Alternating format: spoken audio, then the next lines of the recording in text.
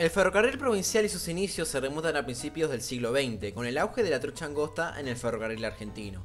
Era una época donde los trenes estaban sin cesar extendiendo las líneas férreas a muchísimos puntos del país, y la trocha angosta empezaba a proyectarse como una forma de hacer competencia en la provincia de Buenos Aires a Ferrocarril del Sud y un ferrocarril oeste que había dejado de pertenecer a la provincia de Buenos Aires para ser dirigido en manos privadas inglesas, siendo ahora empresas principales que con sus respectivas líneas marcaban un problema de tarifas muy importante. Fueron por esos años cuando surgió uno de esos proyectos de trocha angosta gracias a Marcelino Ugarte, gobernador entonces de la provincia de Buenos Aires, de sumarle competencia a aquellas líneas férreas que estaban surgiendo y tomando tanta importancia en las últimas décadas. En 1904 se comienzan los primeros estudios para la construcción de un ferrocarril que conecte la zona oeste y sur de la provincia de Buenos Aires con el puerto de La Plata, mismos que darían en positivo resultado año más tarde, en 1907, cuando se haría un estudio muchísimo más avanzado hasta el Meridiano 5, un punto cardinal que atravesaba la provincia. El 18 de octubre de 1907 se promulga la Ley Provincial 3067 que autorizaba la construcción de dos líneas, oeste y sur. La primera iría cruzando el Meridiano 5 pasando por los partidos de Bransen, 25 de mayo y 9 de julio con varios ramales a su disposición. Y la segunda hasta Mar del Plata pasando por Ranchos, Chascomús, Pila, Rauch, Ayacucho y Balcarce. Desprendido de ahí otros ramales. Luego hablaremos de estos proyectos. El objetivo número uno de estos recorridos era fomentar zonas de la provincia bonaerense sin producción o población alguna, además de abaratar los fletes que también se encontraban en otro problema de tarifas por la competencia. Es de suponer que fue por eso que ramales como la línea Sud tenían la intención de pasar por zonas donde el ferrocarril ya llegaba. En fines del mismo año, específicamente el 30 de diciembre, se promulga otra ley provincial, la 3089, que autorizaba a Otto Frank y sus afiliados construir otro ramal que partiría desde La Plata hasta Avellaneda, quedando muy cerca al corazón de la capital federal. Este es el que se centrará este video. Pero tiempo después, esos trabajos fueron desistidos, pasándose a la empresa Sociedad Anónima Francia Argentina de Obras Públicas.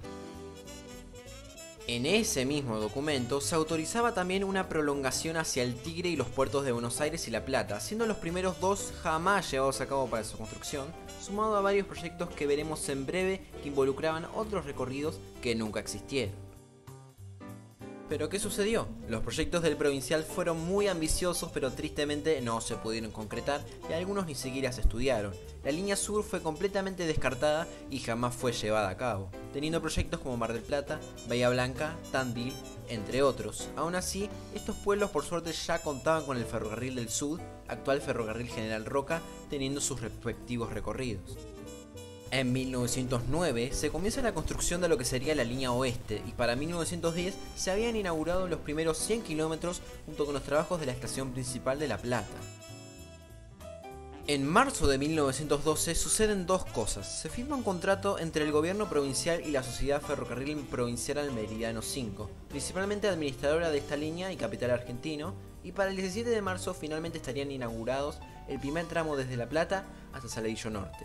Mientras tanto, el ramal hasta Avellaneda todavía se encontraba en espera y más tarde empezaría su construcción, aunque a un ritmo bastante lento. Para el ramal Avellaneda se estudió principalmente que siguiera la vía Quilmes del Ferrocarril del Sud, pero durante el análisis hubieron obstáculos de terreno como lo eran los accesos al puerto de Ensenada de esta misma línea férrea. También un dato importante es que la traza empezó a ser pensada y proyectada contemplando doble vía, y al final quedaría como vía única en el recorrido completo. Solo se hizo la vía izquierda con el fin de orientar las estaciones buscando lo más alto de horas solares posible. Por último, el ramal solo contemplaba 6 estaciones, pero con el tiempo se fueron sumando más. Después de tanto tiempo, en 1924 la Sociedad Provincial cambia su nombre a Ferrocarril Provincial de Buenos Aires, como se lo conoció más que el nombre anterior, y ya para el 18 de abril de 1926 se inauguraría finalmente el ramal Avellaneda-La Plata. Y así nace el ramal Avellaneda del Ferrocarril Provincial, con 51 kilómetros de recorrido y 15 estaciones, pasando por Lanús, San José, Florencio Varela y ya llegando a La Plata. Si bien Buenos Aires ya contaba con algo de poblado gracias a la llegada de los servicios ferroviarios, empezaron a surgir varias viviendas que hoy en día han formado barrios bonaerenses. Durante el inicio de los servicios de este ramal se usaron en su mayoría las locomotoras Henschel clase H, compradas en Alemania y usadas hasta el fin de los servicios. Alrededor de 1935 llegaron al país por parte de Sulzer Brothers de Suiza unos 4 coches motores para usar, y entre los servicios usados se incluyó el de este ramal, donde fue donde más funcionaron en su vida útil. Circularían hasta alrededor de 1960, donde desaparecerían por completo. En años posteriores, ya con ferrocarriles argentinos, intercambió material con el ferrocarril Belgrano, como pueden ser los Werksspur o algunos coches de pasajeros de madera. Lo que siempre se mantuvo, a fin de cuentas, fue la presencia de locomotoras de vapor. En 1947, ya viviendo las mejores épocas del provincial, se da a nivel nacional la idea de la nacionalización de los ferrocarriles por parte del gobierno de Juan Domingo Perón, y para 1948, específicamente el 1 de marzo, el asunto ya estaría terminando y el Estado tomó posesión de todos los ferrocarriles. En ese mismo año, el ramal G3 del ferrocarril Belgrano, que comenzaba en González Catán, comenzó a prestar servicios sonda del ferrocarril provincial con un empalme en Ángel Echeverry, por lo que ahora la estación de la capital de Buenos Aires no solo era compartida por los servicios al interior de la provincia y de La Plata-Avellaneda, sino que por los servicios tanto de pasajeros como cargas provenientes de los ramales del CGBA. Pero volviendo al tema, ¿qué pasó con el provincial? Seguiría bajo órbita bonaerense hasta precisamente 1951, donde sería transferido a la Nación, quedando como un ferrocarril operativo independiente bajo la Empresa Nacional de Transportes, abreviada ENT. 2 años después, para 1953, se incorporaría al Ferrocarril Nacional General Manuel Belgrano, junto con el resto de ramales de trocha angosta en el país. En 1954 surge una maniobra rara, creándose el Ferrocarril Nacional Provincia de Buenos Aires, entidad que se encargaría de administrar esta línea, tanto como los ramales del Ferrocarril Midland y los ex CGBA.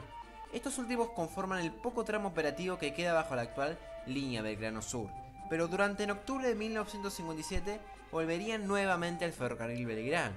Lo bueno de esta unión fue que permitió acciones complementarias, como lo fueron la incorporación de nuevo material diésel para el provincial. Pero la parte mala fue que se arruinaría su estado de conservación, siendo superior al de las líneas del ex CGBA y el ex Midland, ya que desde ya mucho tiempo eran consideradas una muy baja prioridad dentro del Belgrano. Fueron en estos tiempos donde material rodante usado del provincial tuvo que prestar servicios en esas dos líneas con el fin de compensar la falta de material que ya tenían, ya que se encontraban en la baja de unidades obligadas a realizar por su estado o antigüedad.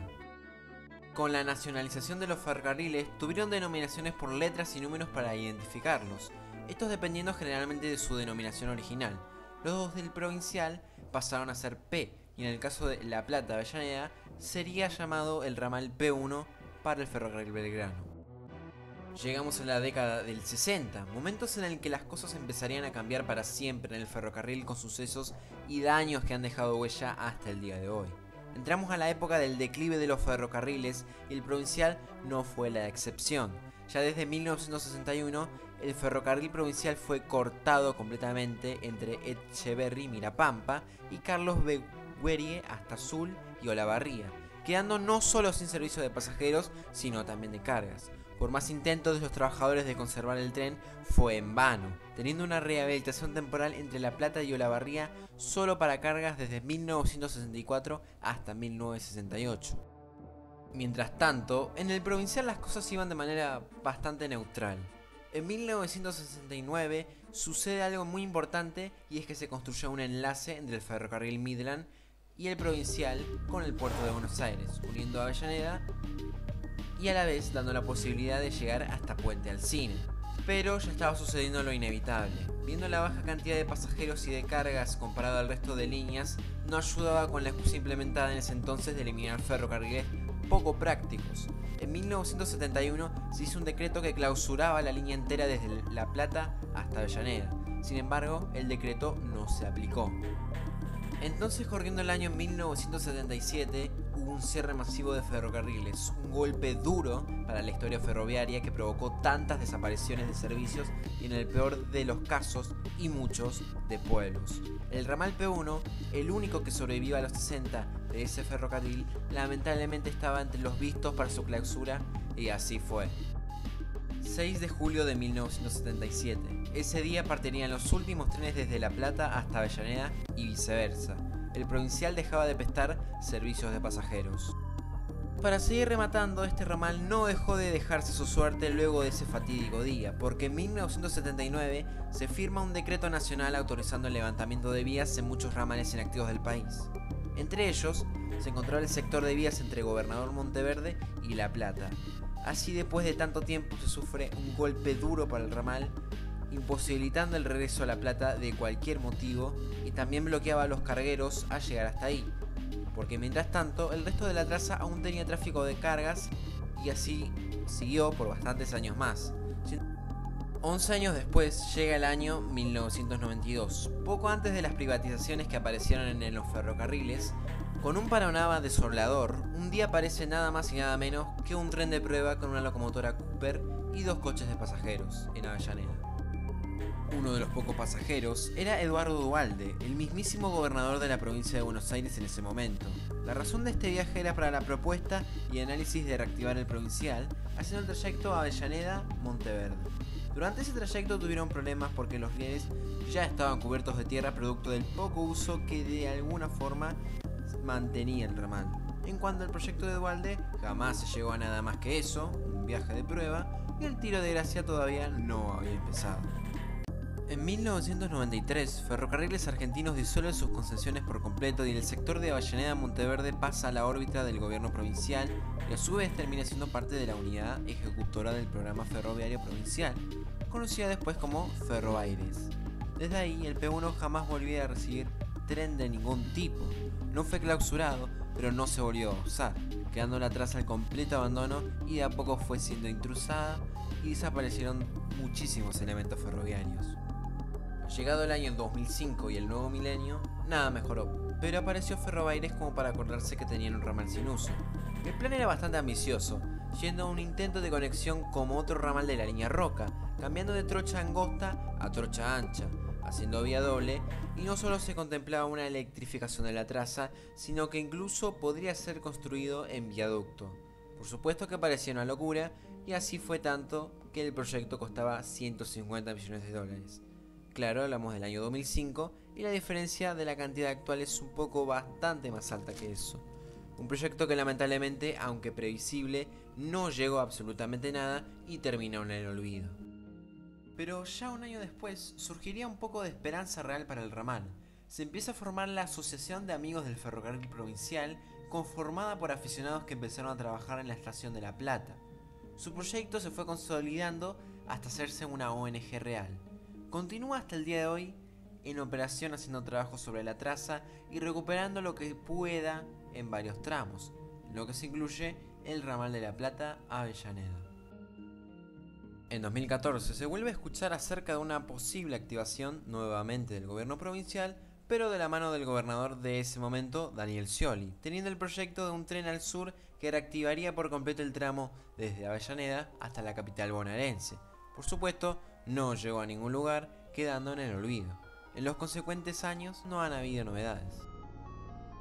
Y en el año que se fue lanzado este video, poco o nada queda del provincial más que sus vestigios. Muchos kilómetros han sido levantados o enterrados.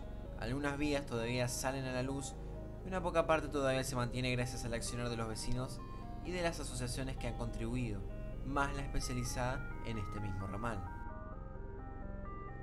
¿Qué le depara? El año pasado hubo una reunión con Martín Marinucci para iniciar tareas con la asociación para preservar, en por lo menos La Plata, la zona del provincial, además de un proyecto que tienen de tener un corredor turístico. El objetivo de la asociación es tener este tramo turístico hasta Gambia. Esta zona también es contemplada por una extensión que todavía está a la espera de comenzar obras del actual tren universitario de La Plata, que se extendería por Vitrocha hasta la estación de la capital bonaerense y seguiría hasta Gambier, teniendo por primera vez en tantos años algo de servicio de pasajero, pero todavía hay que esperar y bastante. Y para terminar los dejo con el estado de las estaciones a la fecha del video.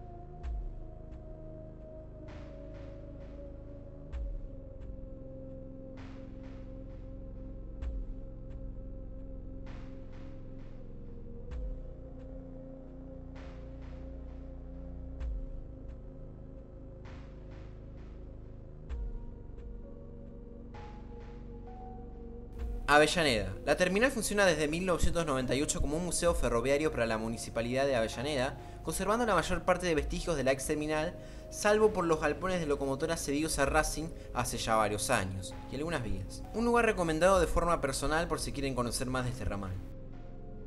En lo personal, y cuesta decir esto, el ramal P1 La Plata-Avellaneda es totalmente imposible de recuperar, al menos de forma completa. Sencillamente ya hay edificaciones puestas y fijas en lo que fue la traza, quitando los parques lineales que han surgido en varias partes de la misma.